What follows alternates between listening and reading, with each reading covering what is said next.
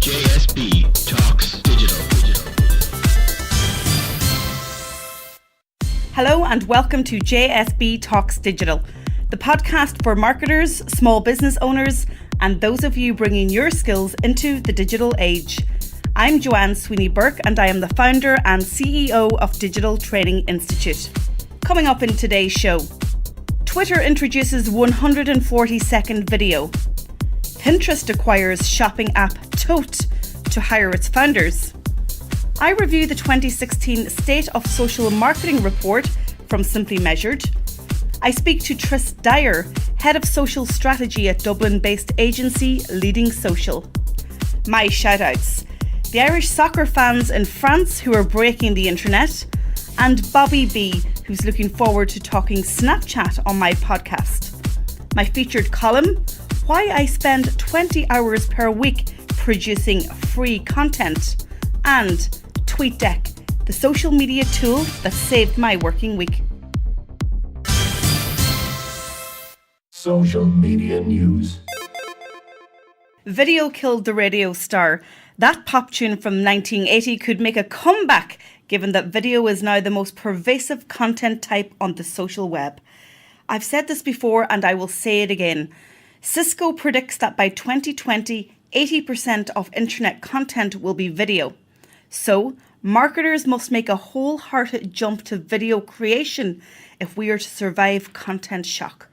It comes as no surprise then that Twitter, known for its 140 character limit on tweets, is now allowing users to post longer videos of up to, you got it, 140 seconds. Previously, Twitter restricted videos to just 30 seconds. The microblogging site also said that some publishers, mainly influencers, would also be able to create videos that were as long as 10 minutes. Twitter also launched Twitter Engage, a new mobile app that allows publishers to analyse interactions with followers. Again, I'm afraid, only available to influencers. Video is becoming increasingly central to the real-time conversations across all social networks. So my friends, let the battle for video engagement commence.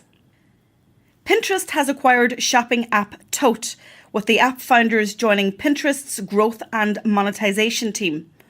Monetization of Pinterest was always on the cards, and last year they introduced sponsored pins. But it seems it's human capital that they are investing in is there to help create new revenue sources. Tote is a social shopping app that highlights products suggested by fashion influencers and friends. But some commentators say the app is now toast as Pinterest focuses on new features for monetization. Simply Measured has released its 2016 State of Social Marketing report, which always produces valuable insights. They surveyed over 350 social media marketers, and one of the key findings was that there is a social data disconnect. The survey found the metrics being focused on by social media managers don't match the needs they in fact highlighted. 56% of social marketers are focused on engagement metrics. However, they claim their greatest challenge is measuring return on investment. 61% of marketers identified measuring ROI as their top challenge. And only 9.4% said they're able to quantify revenue driven by social. Other key findings include, as the sophistication of social media professionals has grown, social media has found a home within the marketing team. The percentage of social media teams that live within the marketing organisation has grown from 49% in 2015 to 63% in 2016. Social marketing programs are strained for resources. This is apparent in the 43% who cited social analytics as a primary need and 42% who cited human resources. Instagram adoption is nearing complete penetration among brands.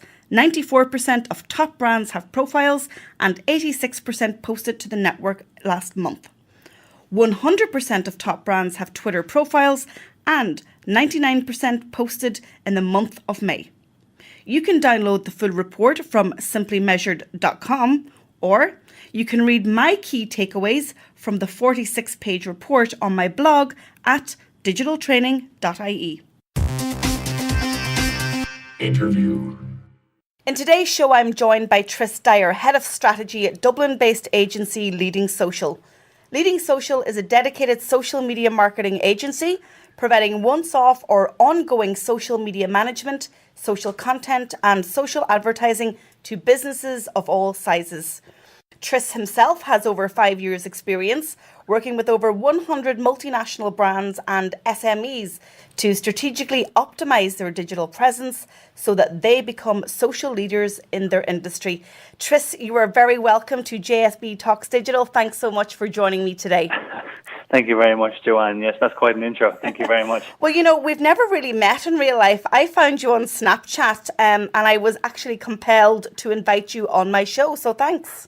Thank you very much. Yes, it's funny, yeah, that we met over Snapchat and then chatted a bit on Facebook. It's funny how you can create these relationships without even meeting people these days. Absolutely. So tell me a little bit about your social media background and how you got into this industry. So myself personally, I did an undergraduate in psychology and then did a postgraduate in digital marketing, and from there we stepped into social media and understanding the entire digital presence of a small medium business, and from there I came and joined Leading Social, where I found that they were doing a lot of innovative work to help small and medium businesses really show a return on investment from social media. So it was a quick growth into social media because I could tell that's where the future is headed. And you know, Leading Social came onto my digital radar earlier this year with your event series, Leading Social Presents. I have to say it's a great marketing tactic, but I know it also provides another revenue stream for the business. Tell us about how it came about and why. Well, absolutely, yeah. It is a fantastic revenue stream for the business, but I suppose it came about mainly because we find these people are idols. We absolutely love them, from Gary Vaynerchuk to Ted Rubin and all the supporting speakers as well. We just wanted to share that experience with other people. It was a fantastic experience for both ourselves and the people who attended. We also wanted to obviously educate people in the ways of good social media. One of the main things about Leading Social is that we're passionate about good social media. So I suppose the main thing was that we wanted to both educate people as also sharing an amazing experience with them. So that was one of the main things. The other thing that we wanted to show was the pure power of social media. We actually showed a huge amount of scope for social media. We sold all of the tickets for both shows purely through social media selling. Now, obviously, the first one was a lot bigger. It was a fantastic event, but we were able to track all of the social media sales directly back through our Google Analytics, be able to give an exact cost per sale. So it was a very enjoyable experience, to say the least, because I've been through some hell events before. Now, I've heard you talk frequently about bad social media. What is bad social media, and is there a lot of it around? There is indeed, and I suppose that's one of the reasons that we're in business, and that's what we really are about in Leading Social. Bad social media really is where people just really fire a marketing message at people, and they really start they forget that it's a social media and they're being social on social media. We try and bring the social aspect back. We use an 80-20 rule where we say 80% of the content that goes out there has to be social, and then the other 20% can be the marketing message. But again, remembering that people are not there to be sold to. It's a social media. So that's what we really strive towards, when we say good social media, is being social with on brand messaging, but also you have to be social as well. You wouldn't walk into a cocktail party, start throwing sales messages around. You have to think of social media in the same way. So that's what bad social media is, when people start to walk into the cocktail party, start selling things. Absolutely, and I can tell you, if I was at a cocktail party, the only thing that I'd want to be sold is a Cosmo. So yeah, exactly. So you've been in business for almost a year, and Leading Social provides social media strategy, content and advertising services to business. So I'm interested to know, based on your experience, two things. Firstly, are small to medium-sized businesses more willing to outsource social? And two, are they investing more budget in social advertising?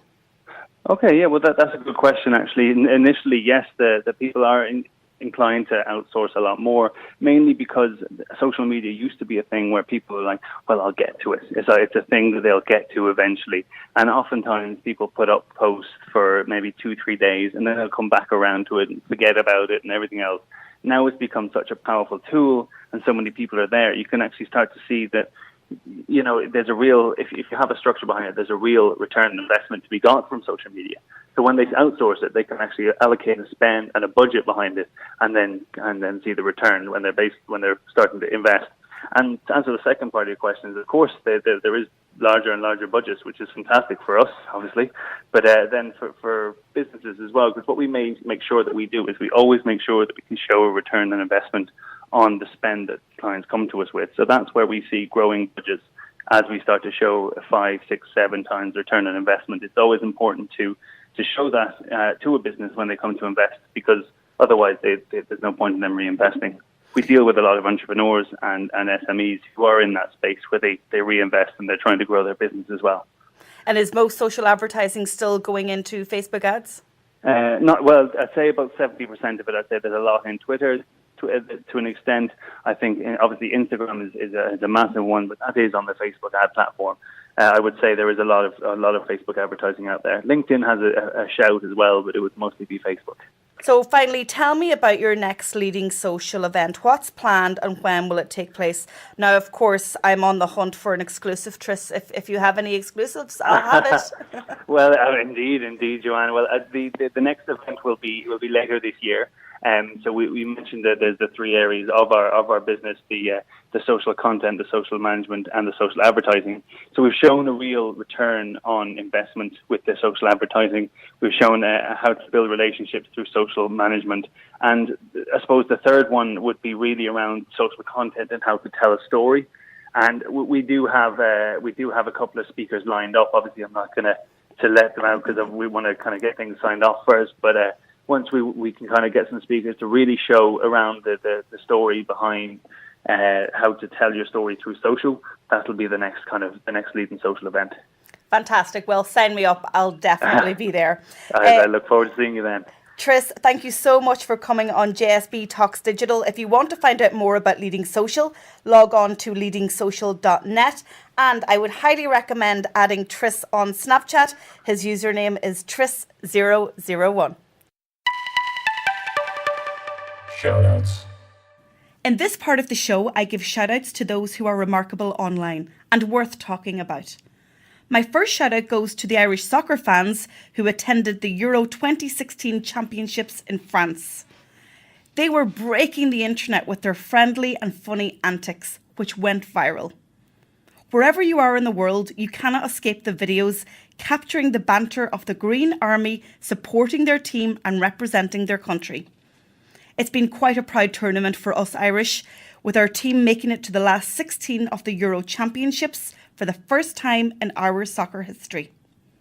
But the real legacy of this sporting tournament is the camaraderie of the Irish fans with fans from right across the continent. They've sung lullabies to babies, changed punctured wheels for pensioners, outsung the Swedish fans in an ABBA sing-off, and even stopped traffic with their river dance moves. We are very proud of our soccer fans, and social media has told that story very effectively. Be sure to log on to my blog, digitaltraining.ie, where I have uploaded my favourite Irish soccer van videos. My next shout out is for me, JSB. I've just submitted my second article to Social Media Examiner, which always gets me in a social media spin. Social Media Examiner is to social media what Google is to search engines, the leaders of the pack. Socialmediaexaminer.com has a community of over 2 million people across their social networks, email database, membership society, podcast and events. So I'm thrilled to be a writer for them. As you all know by now, writing is both my hobby and a major part of my business. So being given an opportunity to write for the world's largest social media marketing resource is a great honour. So watch out for my next article, Content Marketing Hacks on Snapchat. Finally, I'd like to give a big shout out to Bobby B, my 6-year-old son, School's out for summer and he's looking forward to joining me in the studio to take part in one episode of JSB Talks Digital. So make sure you listen out for that. Bobby is a huge Snapchat fan and will give his insights into Snapchat filters. JSB's column. Today's column, why I spend 20 hours per week producing free content. I write a lot. In fact, I write about 20,000 words per week. So what do I write about, I hear you ask? Well, it's mainly work related. So I write blog posts, online press releases, speeches, social media content, digital and social media marketing strategies, presentations, pitches, media briefings, ebooks, how-to guides, and e-zines. All of this content is for my clients, but I also write many more words for the business, Digital Training Institute. A while back, I developed my content calendar, which keeps me focused on producing content for my community. So each week, I spend up to 20 hours writing content that will ultimately be shared freely on my website, my blog, webinar channel, podcast, social networks, e-zines, and even at events. Most people that know me and who read or who consume my content think that I don't sleep very much, but I usually catch around 7 hours a night. But I'm very resourceful, disciplined, and focused when it comes to my content plan. Another one of my secrets is that I absolutely love writing and find it cathartic and relaxing. Lucky you, I hear you mutter. Yes, I am lucky. I am fortunate to have a job that doubles as a hobby. But back to the main point of this column. Why does JSB spend 20 hours per week producing free content? I am in business after all to make money. Well, there are quite a number of reasons, which ultimately will lead to money in the bank. And here they are. The content I produce acts as a magnet for traffic to my website. Regular blog posts ensure I am bringing new and returning visitors to digitaltraining.ie. Content published online through multiple channels, from my website to my social networks, podcast and webinar channel, proves invaluable for my own and Digital Training Institute's digital footprint and for our SEO health. The content I produce allows me to build up my online community, which grows every single day. Currently, I have almost 30,000 people in my community across all my channels, and I love to share my knowledge to add value to their business or their studies. I know then that when I reach out to my community with an ask or a call to action, they will respond. I produce content to position myself as an influencer in my industry. I have invested 15 years learning my trade, and so it's important to me that I get the recognition that I deserve. Producing high quality, informative and relevant content in all aspects of digital marketing and social media illustrates my knowledge and my know-how. I produce content as it results in speaking opportunities, and this happens quite a lot. Those speaking events are mostly paid gigs, and companies hiring me have been watching, reading or engaging with me online before reaching out to me to ask me to speak at their event. I produce content because it is a driver of business prospects to my website and ultimately to a telephone call or an email to request a meeting. I produce content because it's the marketing tactic that generates the best return on investment in my business. So there you have it. 20 hours, 20,000 words, and 7 reasons why. Oh, I forgot to mention, I'm also currently writing my second book. You see, JSB just loves to write. Social media tool of the week. I use social media tools every single day in my business to make me more efficient and the results I deliver more effective. So I love sharing my knowledge of social media tools, and in this episode I'm telling you about TweetDeck, which in fact saved my working week. TweetDeck is owned by Twitter, and it allows you to schedule tweets into the future. As a rule, I normally engage in real-time conversations on Twitter. However, I would schedule what's called evergreen content or content that doesn't go out of date using TweetDeck. I also had an exceptionally busy schedule this week, but wanted to ensure that I didn't forget to tell my followers about the newest blog on my website, the latest episode of JSB Talks Digital, or news of my Snapchat for Business webinar. All of this content is valuable, and so scheduling it for the week ahead saved me loads of time and also freed up time to travel across the country for client meetings, speaking events and pitches. So, how does TweetDeck work? Log on to tweetdeck.twitter.com and connect your Twitter account. Once inside, you will see all the great features, including connecting multiple accounts, setting up Twitter columns to personalize account management, creating lists, scheduling tweets, of course, and creating collections, which enable you to organize tweets according to topics, events, interests, conversations, and more, all in real time. So get started with TweetDeck at tweetdeck.twitter.com. It saved my working week. Thanks for listening to this episode of JSB Talks Digital. As always, I will share links to everything I discussed on my website. Just log on to digitaltraining.ie and click on podcasts. I'm also continuing with my free monthly webinars on Big Marker, the world's biggest webinar community. So you'll find me at bigmarker.com/Digital Training Institute. There I host a free 1-hour webinar each month on a specific social media or digital marketing topic, and there's 100 seats available each time. Honestly, they're usually fully subscribed, so I'd say get in early. Don't forget you can tweet me at tweetsbyjsb, and please add me on Snapchat. I'm JSB Snaps. Thank you for listening. Your ears give my voice and this podcast a reason to keep doing it. I'm Joanne Sweeney-Burke, and this has been JSB Talks Digital. JSB Talks Digital.